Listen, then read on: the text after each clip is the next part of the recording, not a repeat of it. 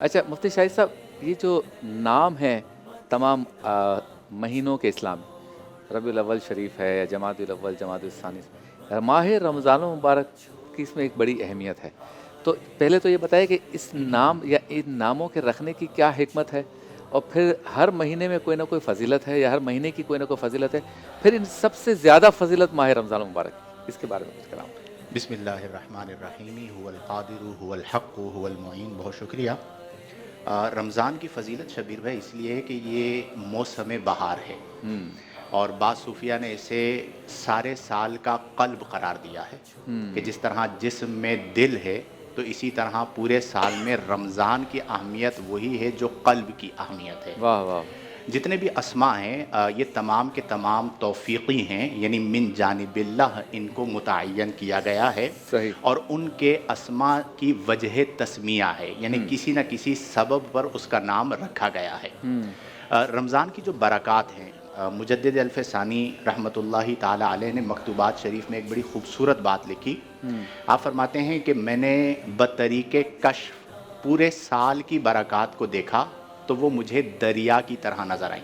अच्छा। और मैंने सिर्फ रमज़ान की बरक़ात को देखा तो वो मुझे समुंदर की तरह नज़र आई। क्या बात है। दरिया का किनारा नज़र आता है, समुंदर का किनारा नज़र नहीं आता। क्या बात। तो सिर्फ इस एक महीने में अल्लाह ने इतनी बरकतें रखी हैं। वाह। बाज़ अहले दिल ने ये कहा कि रमज़ान का एक लम्हा हुसूल विलायत के लिए काफ़ी होता है।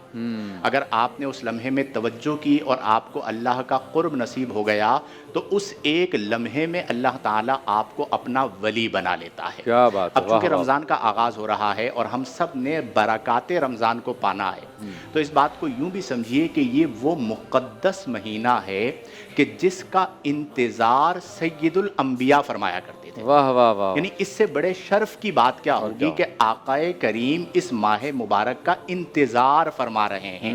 और आक़ाए करीम सल्लल्लाहु अलैहि वसल्लम फरमा रहे हैं, मैं इस बात को समझाने के लिए एक बात अर्ज़ करता हूँ कि आपकी नज़र में कोई वली कामिल हो जिसे आप मानते हो और वो आपको ये कहें कि मुझे बज़रिया इल्हाम ये ख़बर मिली है कि रात का फ़लाँ वक्त क़बूलियत दुआ का वक्त है, आप सारे काम काज छोड़कर उस वक्त में दुआ मांगेंगे या नहीं मांगेंगे? अपने पीर साहब अगर कह दें तो उनके लिए आप जमा हो जाएंगे और दुआ करेंगे। सही। ये वो माह मुबारक है कि जिसके लिए आक़ाए करीम अलैहि अफ़दलुस सलाती व तस्लीम ने फरमाया कि इन्ना लिल्लाहि उतक़ा फ़ी कुल्ली यौमिन व लैलतिन, कि ये माह मुबारक वो है कि जिसमें अल्लाह बंदों को आज़ाद करता है हर दिन और रात में।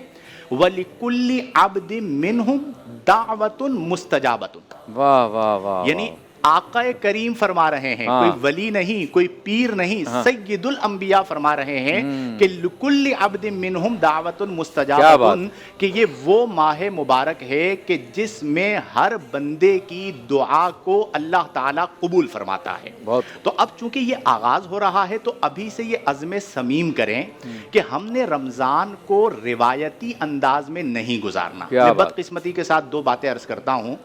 एक बात यह है कि जिस तरह नबी करीम ने हमें रोज़ा दिया, हमने उसकी रूह का कत्ल कर दिया, और जिस तरह नबी करीम सल्लल्लाहु अलैहि वसल्लम ने हमें निज़ाम ज़कात व सदक़ात अता फरमाया, हमने उसका कत्ल कर दिया।